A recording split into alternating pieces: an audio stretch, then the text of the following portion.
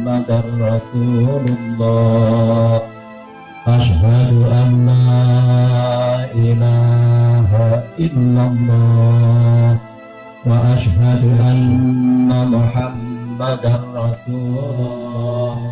Astaghfirullahaladzim, astaghfirullahaladzim, astaghfirullahaladzim.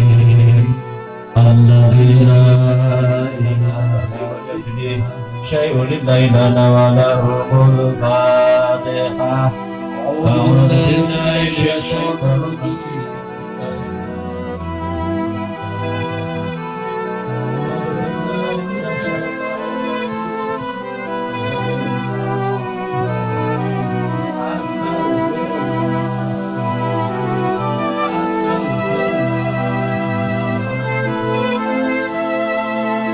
Allahumma shalli ala sayyidina wa sayyidina warhamhum kama rabbayani shaghira wa jami'in sayyidina wa ustadina wa ahlina wa azwajina wa awladina wa dhurriyyatina wa jami'in talamidina wa sayyidatina wa jami'in muslimin wal muslimat. Allahumma shalli ala sayyidina wahfid lana bil iman wahfid lana bil islam wahfid lana bil husnil khatimah. Waj'al akhirat qawlina la ilaha illallah. Pembacaan surat keputusan serta susunan baru Himpunan Alumni Santri Lirboyo cabang Oki Timur Banyuasin dan Nusi Banyuasin oleh Agus Haji Ahmad Kafabihi. Jembatan beliau dihaturkan.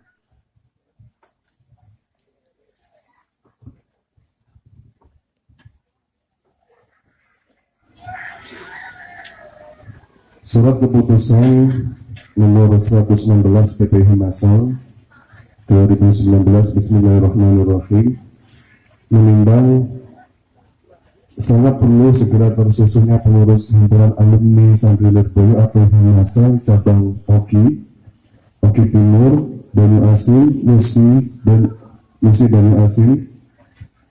Dua keadaan yang sangat menuntut perihal posisi pengurus cabang dalam melaksanakan tugas dan mewujudkan langkah kerjanya. Mengingat satu, hasil sidang Munas 4 Himasal pada tanggal 6 Sya'ban 1440/12 Juli 2019 Masehi. Dua, sidang harian pengurus pusat Himasal Alumni Santri Lirboyo. Tiga, ADART Himpunan Alumni Santri Lirboyo memutuskan dan menetapkan satu, melangkah dan mencantumkan nama Bapak sebagai pengurus himpunan alumni Santri Lirboyo cabang Oki Timur, Banyuasin, Nusi Banyuasin dan struktur sebagaimana terlampir. Dua, mengharap dan menghormat atas kesediaan Bapak dalam melaksanakan tugas sebagaimana mestinya. Tiga, keputusan ini berlaku sejak dikeluarkannya surat keputusan ini sampai masa akhir jabatan. Berdiri 14 Desember 2019, tertanda Haji Abdullah Kafabi Mahrus Ketua Umum, Haji Ata'illah Salahuddin Anwar Sekretaris Umum.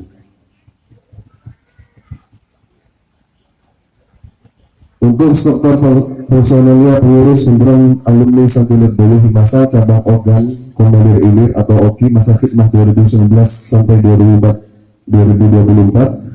Satu, dengan penasihat Kiai Haji Nasiruddin Siratsib. Dua, Kiai Haji Ali Imron dan Kiai Haji Kunyudi. Untuk Dewan Harian, Ketua Umum Bapak Muhammad Abu Nasir, Ketua 1 Bapak Ahmadan, Ketua 2 Bapak Abdul Karim, Sekretaris Umum Bapak Ibnu Mas'ud, Sekretaris 1 Bapak Agus Hasan Asy'ari, Sekretaris 2 Bapak Mukhlisin MPDI, untuk Bendahara Bapak Ali Mas'ud. Lalu untuk struktur personelnya pengurus Himasal cabang Ogan Komandir Ulu atau Oku Timur masa khidmah 2019 sampai 2024 dengan penasihat Kiai Haji Afandi, Kiai Haji Imam Rakyat Burhani, Kiai Haji Ahmad Dawam, Kiai Haji Syukur Makmum, Kiai Haji Dr. Andes Afiqul Ikhwan NPDI, Dr. Andes Iskandar Rabbani, Kiai Haji Syamsuri dan Dr. Andes Haji Tasdik NPDI.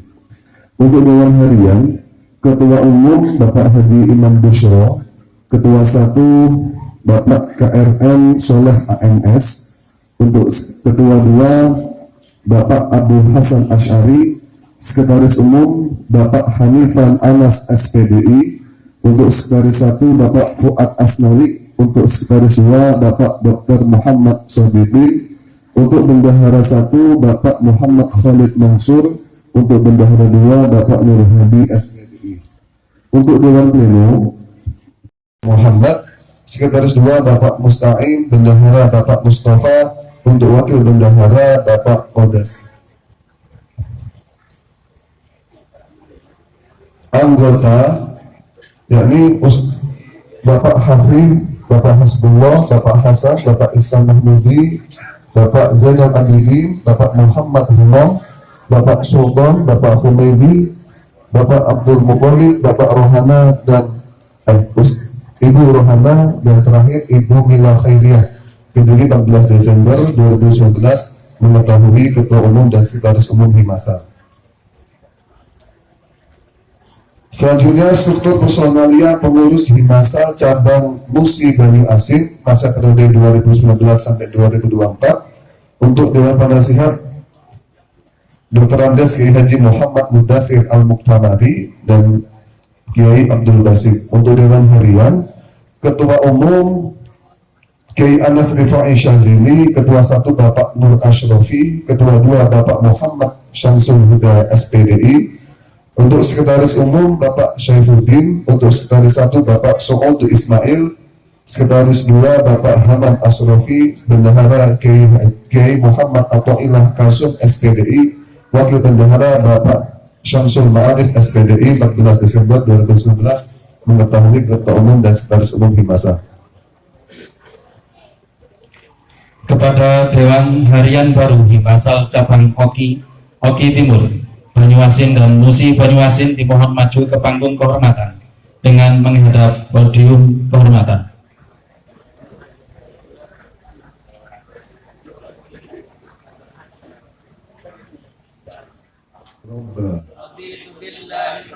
Wabil Islami Dina Wabi Muhammadin Nabiyya wa Rasulah.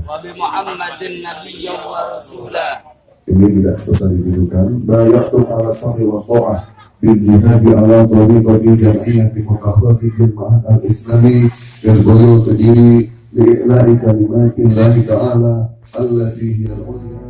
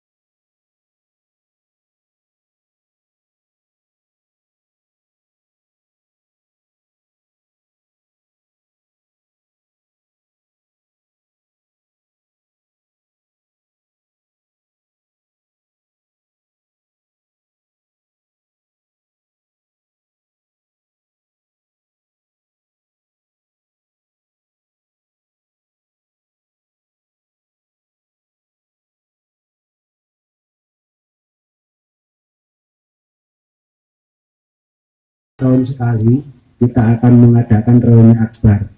Dan insya Allah reuni akbar pada tahun 2020 ini akan sangat luar biasa. Jazakumullahu khairan. Kami sampaikan terima kasih. Hadirin yang berbahagia, rangkaian acara yang selanjutnya yakni Maulidatul Hasanah sekaligus ijazah yang dalam hal ini kami mohonkan dumateng panjenenganipun Romo Kiai Haji Abdullah Kafabihi Mahrus.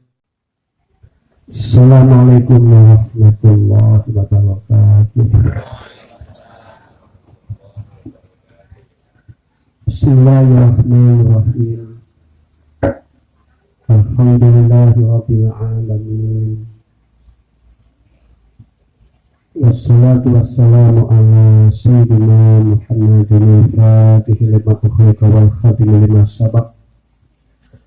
Nasir haqqi bil haqqi wal hadi ila siratikal mustaqim. Di antara pesan dari Alhamdulillah Haji Mahrus Adi supaya santri di rumah mulai. Insyaallah kalau orang mulai rezekinya barokah, keluarganya barokah, dan kehidupannya barokah. Tidak ada ceritanya orang mulang hidupnya akan sia-sia, tidak ada. Allah yang tidak ridho, Allah yang tidak berkenan.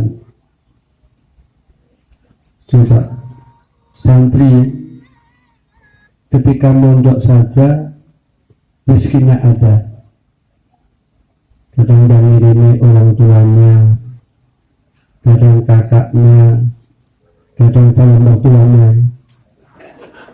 bila mana mempunyai calon mertua. Terus kesannya Allah yang asli yang ngirimi, rezekinya dimudahkan oleh Allah Subhanahu wa Ta'ala. Itu masih santri. Sekarang bagaimana ketika sudah menjadi kiai? Logikanya lagi, ketika anak kecil lahir, rezeki anak kecil hanya bergantungan dengan air susu ibu. Setelah dewasa, rezekinya macam-macam. Setelah mondok dan seterusnya, ini rezekinya ada. Apalagi kalau mengamalkan ilmu dan mengajarkan ilmu, insya Allah rezekinya barokah. Amin. Saya ingat pesan orang tua saya ketika itu, almarhumlah Kiai Haji Ali Sadiq, beliau dagang terus bangkrut, bangkrut. Kata orang tua saya, almarhumlah Kiai Haji Mahrus Adi, santri itu oleh Allah sudah diberi yang terbaik, yaitu ilmu. Kalau santri mengabaikan ilmu, tidak mengajarkan ilmu, tidak mengamalkan ilmu, justru memilih bisnis, maka Allah akan memperingatkan kepada santri tersebut kadang bangkrutnya. Ini masih mending kalau bangkrut jadi kiai. Yang repot itu kalau dia diasihkan oleh Allah menggeluti urusan duniawiyah, itu yang bahaya. Istidraj. Dia alumni pesantren, dia bisnis, dia berkembang jalan, terus lari kepada alma mater pondoknya, lari kepada gurunya. Yang demikian biasanya anaknya tidak mondok kembali ke pesantren. Ini yang bahaya. Disantri oleh Allah sudah diberi yang terbaik, yaitu ilmu, ini supaya diajarkan dan diamalkan. Kalau Isa alaihissalam man alima wa amila wa alama yud'a fi malakutis samawati azima. Orang yang mempunyai ilmu dan ilmu diamalkan serta diajarkan, orang tersebut mendapatkan predikat orang yang agung di kerajaan langit. derajatnya hanya di bawah Nabi.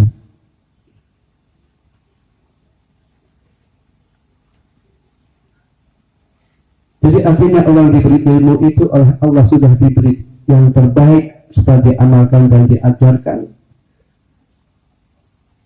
Jangan sampai pemberian terbaik itu diabaikan. Kita sudah hadis kepada Rasulullah SAW. Yang samina man lam yataghanna bil Quran. Bukan termasuk ahli sunnah Rasulullah SAW. Di penafsiran hadis yang pertama, orang yang membaca Al-Quran tidak memakai tajwid atau tidak membaca yang benar, itu bukan termasuk ahli sunnah Rasulullah SAW. Namun ada yang mensarah hadis tersebut, maksudnya man lam yataghanna, yaitu kalau orang oleh Allah diberi ilmu tidak merasa cukup,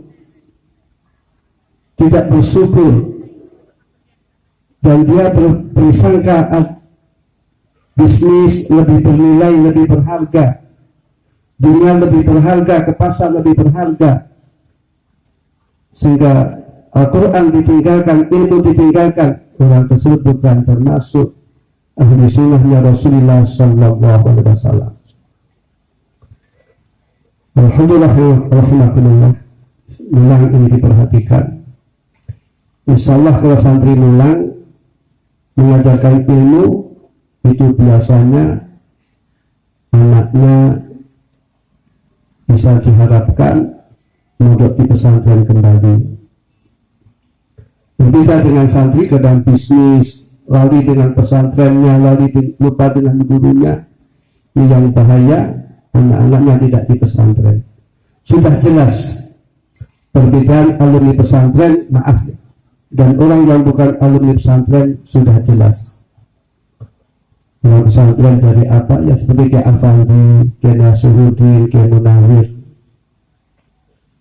Meskinya datang sendiri, dimudahkan oleh Allah.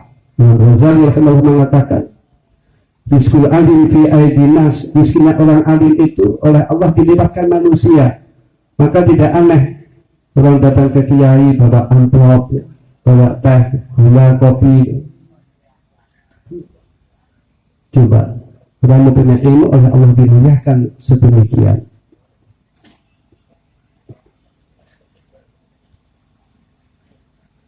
Tadi disampaikan oleh Kiai Afandi, supaya kita bersatu bekerja sama yang rukun. Ini yang sulit. Rukun inilah yang sulit. Sebab orang rukun itu termasuk mengamalkan ilmu. Kalau ta'ala wa'tasimu bihablillahi jami'an wa la tafarraqu,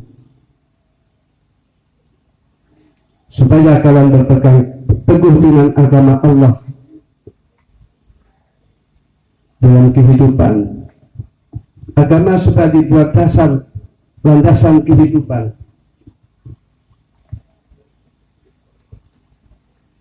Innamal mu'minuna ikhwah. Orang mukmin itu saudara.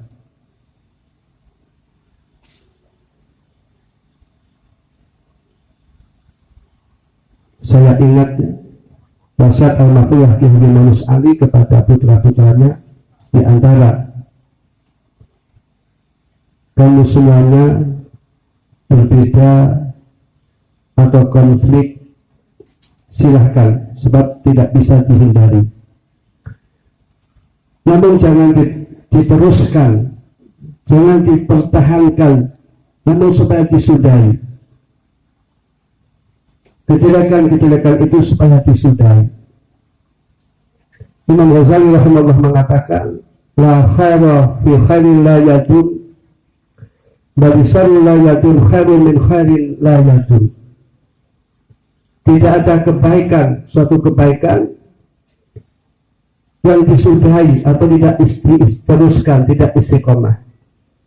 Bahkan suatu kejelekan atau keburukan yang disudahi lebih baik daripada kebaikan yang telah disudahi. Ya maknanya lagi, tidak ada kebaikan bagi alumni, bagi santri yang tidak mondokkan anaknya kembali ke pesantren. Bahkan orang yang bukan alumni mondokkan anak ke pesantren lebih baik daripada alumni yang tidak mondokkan anak di pesantren. Paham ya? Kalau bukan alumni pesantren mondokkan anak, bisa diharapkan anaknya jadi kiai. Namun kalau alumni yang sudah kiai misalkan tidak mondokkan anak, ini akan sulit anaknya menjadi kiai. Ada sebuah cerita, ada santri Lirboyo sudah berapa tahun itu tidak pernah ketemu dengan saya. Itu ketemu sekitar 30 tahun lebih. Memondokkan anak, dan ketepatan anak yang dipondokkan itu anak yang rajin. Saya miskin. Anaknya berapa? Sekian. Anak yang pertama gimana? Bilang saya kerja di sini di situ. Terus yang terakhir itu dipondokkan. Nggak taunya anak yang terakhir itu dipondokkan ini sebab ada orang yang bukan alumni Lirboyo mondokkan anak di Lirboyo sampai tamat Lirboyo, terus di rumah jadi kiai, jadi ustadz. Terus rupanya dia tidak enak, masa saya alumni Lirboyo tidak mondokkan anak ke Lirboyo. Rupanya dia tersentuh hatinya, bukan alumni Lirboyo mendidik anaknya setelah tamat Lirboyo jadi ustadz, jadi kiai, namun dia alumni Lirboyo, anaknya belum ada yang jadi ustadz, belum ada yang jadi kiai, anaknya kerja. Terus anak yang terakhir dipondokkan. Kesannya Allah, anak tersebut sekitar 2 bulan 3 bulan nggak betah di pondok. Ini sebelum terlambat supaya kita